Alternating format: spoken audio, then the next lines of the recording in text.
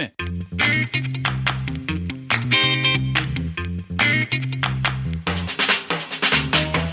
Welcome to the Senior Rehab Podcast. The podcast for rehab clinicians that want to better serve older adults. And now, your host, Dustin Jones.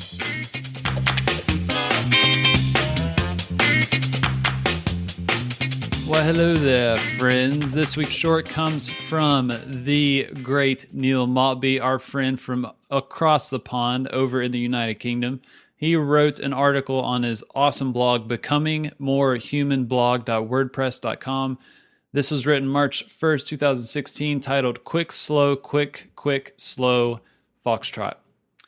Time had flown by. Luckily, my next appointment had canceled. The first thing she mentioned was her health anxiety. 30 years old, low back pain since giving birth, age 18, worse with time, and aggravated by relatively little effort and prolonged rest. She reports lethargy, being underweight, family history of diabetes, and breast cancer. She has 2 jobs, a waitress and receptionist. She is a mother to a 6 and a 3-year-old. Her husband works a lot, describes being a light sleeper with poor quality since having kids, and significantly worse when husband is away. She reports significant stress around her family and work situation, as well as her own health. She also mentions PTSD symptoms, including flashbacks relating to traumatic childbirth. Her diet is reported as healthy with plenty of fresh food, although she recognizes she is underweight and denies any eating disorder or disordered eating and has set eating patterns.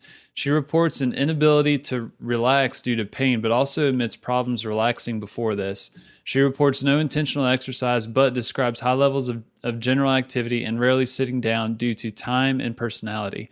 She has had full bloods and x-ray with nothing significantly found. She reports acute anxiety at the possibility of underlying pathology and about having to stop everyday life. On assessment, she displayed non-capsular passive active provocation with no neurological deficits, although previous Bell's palsy episode provocation with resisted side flexion and extension was also noted. She was hoping for a fix to her pain, so it was one less thing to be anxious about. My day often has an ebb and flow to it. This was definitely an ebb. I remember feeling exhausted, one of those moments where I consider the potential benefits of being more robot. Robots can churn work out. They are productive. They don't have to bother with the exhausting task of thinking, feeling, understanding, displaying emotion, stuff that doesn't compute. They just follow circuitry. Maybe there is some value in this. There seems a deep-rooted drive for productivity in healthcare in this age. Maybe not surprising considering the politico-economic climate. Each time I see a productivity in healthcare mentioned in the same sentence or tweet, immediately a cautious, dare I say skeptic, spirit comes over me. Productivity is an ideological notion that we can get the same for less. It is primarily an economic ideology. So each time we see the word productivity, we should be aware that someone somewhere is wanting to cut costs. By itself, this is efficiency and not unhealthy. Further questions are warranted. At what cost? Who is that someone? Where is that somewhere? What may influence their motive? There is a danger that domains under economical and political influence are pushed in this direction. Think, for example, the NHS or academic institutions. These rely heavily on funding from the government in the UK, which may become reward or motive for aspiring and ambitious employees. It is not hard to see a culture of productivity and other potential neoliberal influences, a quantity of ideas, publications, citations, audits, cost savings are rarely measured against a quality of the same, possibly because a quantity is much easier to measure. In healthcare, an explosion of systematic review and meta-analyses flood hungry journals. Why now? This big data can give us an inkling into cost effectiveness and population size effects, but it is hard to argue that these don't also serve political economic purpose. Equally, it is foolish to dismiss them on this grounds. Economic and political pressures are, of course, real and important.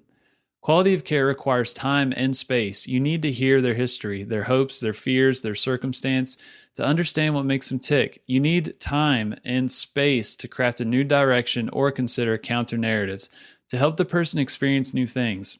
question existing beliefs, discover new strategies. So with immense frustration, I watch healthcare being squeezed into less and less. Some trusts proposing maximum 2 visits, others 4 or 5. Some physiotherapy departments cutting down new appointments to 30 minutes and follow-ups at 15 minutes. This will make us more productive. Should we be celebrating in this productivity? We wouldn't even have time. Complexity needs less productivity, not more. Not that we should fetish being slow. I described earlier a natural ebb and flow to our work in healthcare. I've certainly been at both ends of the continuum, initially spending as little time possible on assessment. How sensitive or specific is any of it anyway? And systematically prescribing plausible treatment, disengaged, then as much time as possible. I don't want to miss anything, and looking for complexity at every turn, exhausting. Now I attempt to hold tension in between them. Taking a history takes the most effort as it naturally sprawls from start to end. However, I find that time here is well invested and often returns more flow further down the line. With the odd exceptions, most follow-ups require a lot less investment. Often just some ad hoc adjustments. Yep, that's right, I'm an ad hoc clinician. Often my day is like a good foxtrot. Quick, slow, quick, slow. Using this method, I rarely tell my wife about a horrific day. Although these still occasionally happen, I commonly see 25 patients a day, so productivity isn't an issue, but this way I feel I can inject quality and sustainability to my day. The above lady made a miraculous recovery and now has a shrine devoted to me. The real story is a lot less glamorous. Initially, she struggled to engage with exercise due to life circumstance. Then, when she did comply, she had exaggerated pain responses to even very basic range of motion and static work. All this delivered on a backdrop of reassurance, alliance, and great exposure to avoid behaviors.